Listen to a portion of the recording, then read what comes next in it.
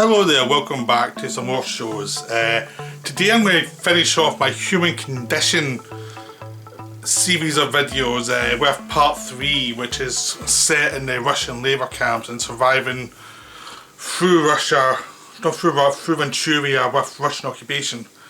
Now, if you've watched my first 2 videos about the human condition, you'll know that these are fairly dark, depressing films. These are not happy-go-lucky films. They're about the idea of how bad war is, how horrible war can be, how destructive war is, and how destructive even like the way societies organise themselves around war can be, how unforgiving they can be, how they can force people to decide, how they can make people feel less than human, how people can be worked into serious conditions just to serve the war machine, and also how people will be just cannon fodder for a war, an ideological viewpoint that ultimately doesn't really affect the people, it's for the leaders really. It's like a inhumane system.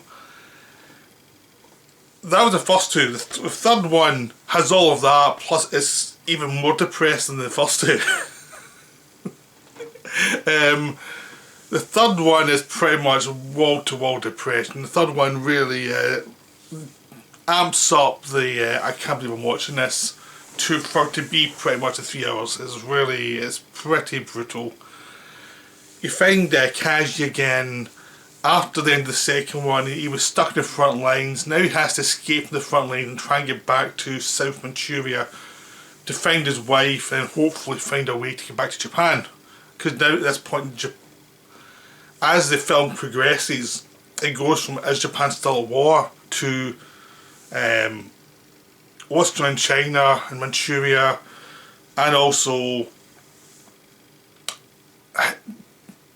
find out that the war's over but how to get home. I mean, it's really like a progression of these people who have been abandoned, who have been left by the Japanese infrastructure. No one cares about them, they've just been left there. They were asked to give their lives to this ideal. Now the ideal has fallen, has collapsed. Doesn't matter, their lives no longer matter. Whether they're the commanders or the foot soldiers, they don't matter.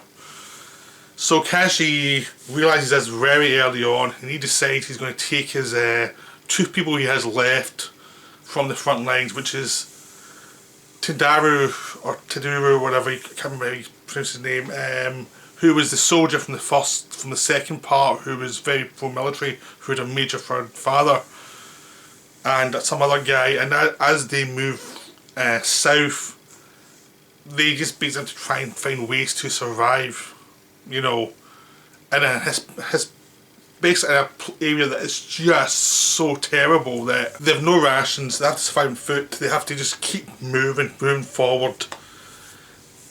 And they run into lots of people in lots of situations. So basically the first half of the 3 hours is them travelling through Manchuria, where they're coming from the front lines and trying to avoid being caught by the Russians in the front line, which involves Kaji killing somebody, a Russian guy in cold blood, to help them escape. Then as they escape from the front line, they have to move back and into Manchuria itself and try and they find some abandoned post where they can find some food which they can store. Then they move into a forest area so they can move in safety, but basically the forest is so huge they're quickly lost in the forest. They run into some other civilians, other people who are civilians trying to escape from the army and all the fighting, and they try and help these civilians. These civilians are desperate, and they're just not equipped for trying to survive on the run, you know, with no resources. They're not used to that. As Kaji leads them through the forest and have to limit the resources and what they eat, some of them start to starve to death. There's a baby who starves to death, there's children who are starving, the mothers are going mental, they're infighting like crazy. And there were one storage of rice left, which Kaji says he'll only give the last moment. Basically, they have to find other ways to forage to survive. This is the last bit of food they have. they only use it if they're so desperate they can't survive anything else. So they end up eating like snails and things like that, and some people eat tadpoles who end up making them sick. There's a lot of infighting, and that's just the start of all the problems. This is very early on.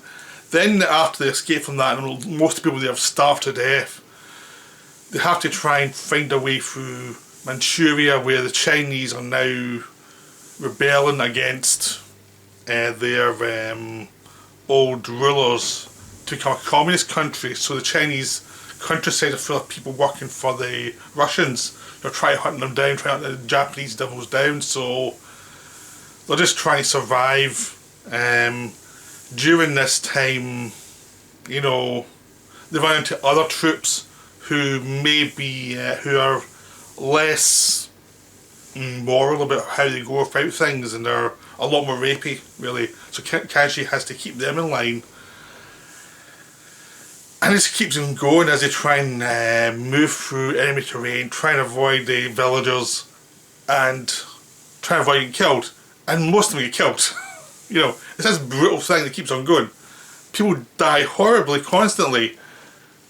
They run into other people who are also refugees. They try and help them, even though these people don't have a clue where they're actually going. They're trying to get home, just like, you know, Kaji is. But they're pretty aware that even if they get home, there might be no one left there waiting for them. So no one has a clue where they want to go. People are just trying to go and find ways to survive.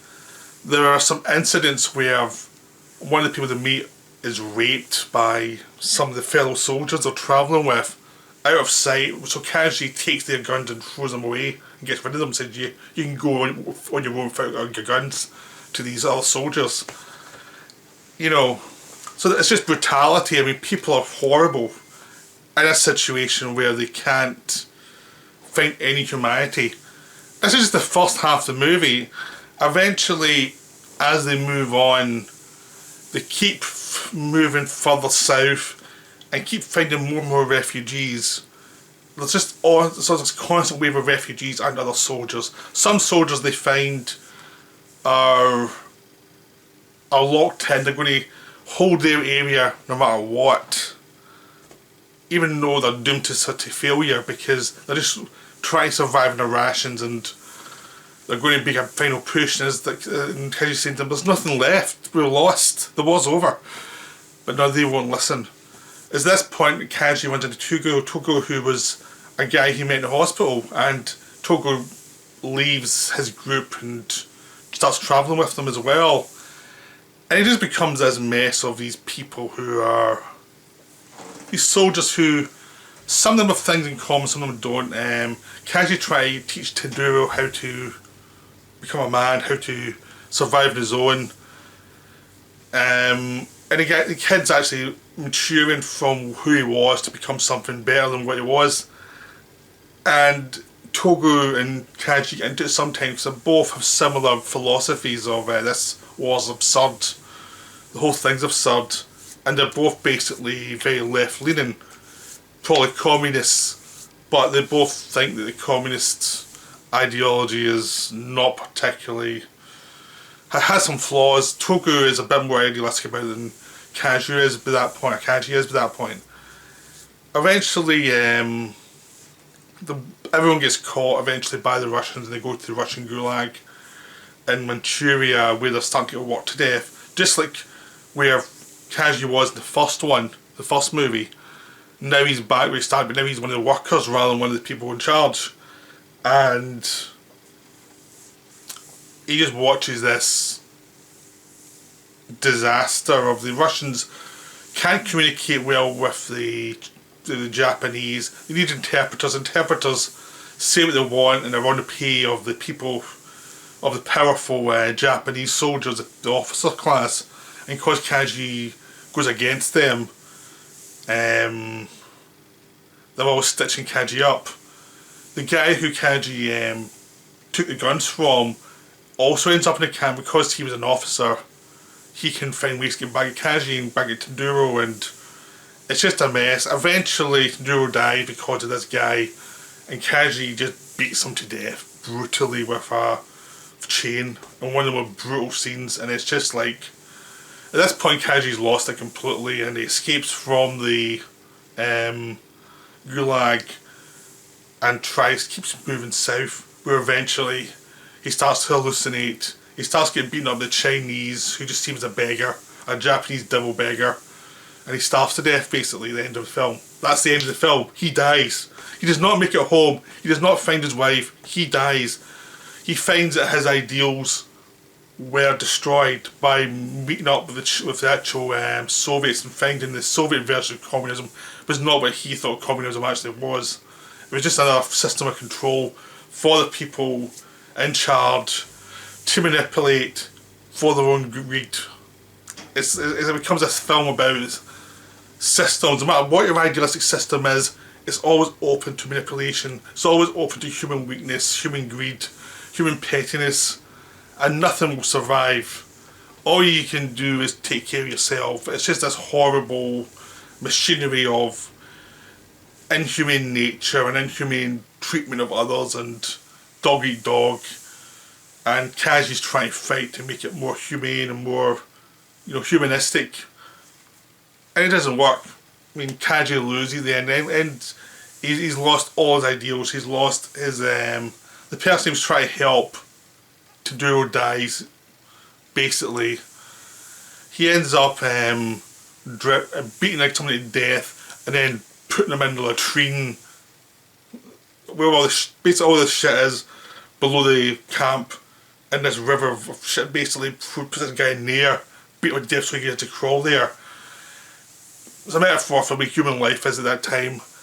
It's just like a brutal condemnation of the way life could be and the way people were treated outside of the views of humanity, because I mean, even during the war it was always like people are good, people are fighting for the right things and blah blah blah, not the kind of brutality shown here where the idealism of the army is insane, the capitalist mechanism is insane, the communist mechanism is just as corrupt and insane, but in different ways. The communists don't care about people. They will happily send you to Siberia if you get on their nerves at all. You'll go to Siberia to die. I mean, that's the way it is. That's what's made clear to Kaji, and it's like the Soviets do not have a proper way of dealing with this. The Soviets just see people as cogs in this one machine, and the Chinese are taking the system and continuing it and expanding it. So this communist actually starts to realise that his ideals were not going to work. So he tries to get home to find a person he actually cared about. But like every other person you see in the film who tries to have some humanity and tries to create bonds, it ends up with death, where one of them dies, because this happened during the first film with the Chinese guy in the camp falling in love with the prostitute. He died. It's happened with various people throughout the second film. People died who, all the soldiers who were never meant to be there, they die for no reason and they didn't ever get home. And Kaji tries to escape home and back to his wife to find some rock of sanity. He dies. You don't even know if his wife survived the end of the war. You don't know if she's dead or not, if she or even in Manchuria at this point, or was sent back home, or she stayed in Manchuria and was treated like the Japanese devil. No one knows. They don't ever tell you. It's like he dies not knowing the fate of his wife. He doesn't have a clue. We don't have a clue. It sticks to his point of view, and he never knows what's happened to her. So we don't know what happened to her. And all he really has is decimation of his ideals, of his body. And in this film, it's a case of he tries and tries, and all he's doing throughout it is destroying his own soul by having to be brutal, to have to kill people who he doesn't want to kill. He would like to talk to the Russians, but he can't because of the language barrier. He would like to communicate with them and say like he's a communist as well, but he can't speak to them because of the language barrier. They see what his old job was, which was the supervisor, labour supervisor, and they see that was a a capitalist system, so he was not worth speaking to. He's a war criminal, even though they're doing the exact same thing, but they will not recognise their own sin. They don't realise their entire world is set up in that same sin as what he was fighting against, or trying to advance to be more humane, to give people basic human rights. And you know, it just becomes this thing where he cannot survive any longer. He is just brutalised. He is a man who just has nothing, really. So even when he dies, it's like he's left with nothing. He's just hallucinating. And throughout, even when he deals with people in the civilians, some of them are still kind, some are trying to hold on to humanity like he is. And there's other ones who are just manipulative and will just do whatever they can to survive, and who are looking for like quick pleasures to get them through the night, basically. And they're not wrong about that. They're just been a bit cynical the way Kobayashi starts to become as if problems mount, and as he becomes a slave to the Russian labour camps. So, because his people aren't sent home, they're just sent to work for the Russians, and it's pretty much obvious no one's getting out here alive. No one's getting sent back home ever. You know, the Russians will work these people to death. That's all they're going to do. There's nothing for them in Russia, in Manchuria. It's just going to be a complete nightmare, a complete hellhole, and there's no escape. So the human condition is basically, as a whole now, it's basically about how people can it's about trying to survive within an inhumane circumstance, but it's also how the mechanisms of society are always based on the unjust rulings of vice and avarice and just manipulation of events to suit the most vicious. You know, like the world is set up to produce goods and produce war machines and produce societies that will serve the people with money, and everyone else is trampled underneath and just help to survive whatever the new thing is, whether it's capitalism or communism, doesn't matter, it's still going to be inhumane to the people on the ground. So even though communism is meant to help the working classes, it's actually even worse, because it actually oppresses them even more than capitalism, which oppressed them horribly. I mean, it's not like one was good, one was bad. Both are horrible in the way they were working at the time this film was made. I mean, capitalism was much more like slave labour, will give you a little bit of money. Communism will give you even less money. It's not like nowadays where, and even in the first world, you will get paid a certain rate, and there are social things that you can fall back on if you've a rough time. There's none of that here. It's like you get a job where you starve to death. That's a capitalist nature, and the communist nature is you're forced to work for your food. So it's like there's just nothing there that will actually help you get through and survive. There's just nothing there. The human condition really is trying to survive, try to keep society, and find all your ideals slowly worn down.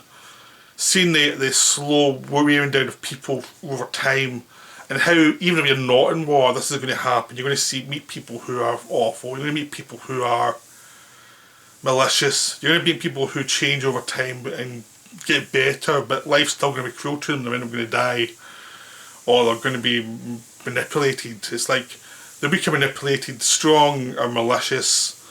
You know, it just becomes this constant thing. So while there's a war there that causes everything to become more extreme, and you see the most extreme basics of what this is, like taking all the systems to their extreme nastiness. This is what happens in real life as well, because Kobayashi was trying to improve labour conditions even before the war, or even before the war got really bad, but because he was in a militaristic dictatorship, it was ignored. After the war, basically after the war, he's dead, and someone else will have the same ideals as he has and will try and push it through, and they'll get manipulated in one way and defeated, and it will just go on and on and on. Then a slow march towards some sort of progress, and it just becomes this thing of trying to build things up. Hopefully it will help a little bit, and then falling back down again. Hopefully the ground you made will be taken up by someone else, and taken up by someone else, and it's like this thing of hoping it gets better over time, but maybe it will, maybe it won't. But it's still a very destructive life in the 1940s in Japan and China. These are wonderful films. They're very unique, very intriguing. They've had a massive influence on other films over time. And they're just essential films to watch. You just have to watch them. They're so good. They're so well made. They're so well paced. So you always get information, but you're seeing it through one person. You're seeing how he's broken down. So nothing's ever created to be like sensationalistic. It was always like, this happened to him, this happened to him, this happens to him. The way things happen in your life, like how it wears you down slowly over time. That's what the film's about. It's just taking the most extreme cause of a war situation, and it shows you what the actual war was in Japan, for Japan and China, and how brutal the Japanese were, and how brutal the Russians were, and how brutal everyone was. And everyone was trying to survive, and the best people were trying to do was keep hold of humanity. That's what Kaji tries to do. That's what the Chinese try to do when under occupation. That's what the basic people he meets through time try and do. But the small outcroppings of people trying to do that, and the rest of the time people just compromise and tired and just want to go home. So it's a wonderful series. I highly recommend it. I'm going to stop now because there's not. If you start going on to another tangent of it, I'll end up going for an hour or something. So I hope you enjoyed this. I hope this encouraged you to watch it. I'm sure this will not be the last video I make on these films, but go see them. Right, bye for now.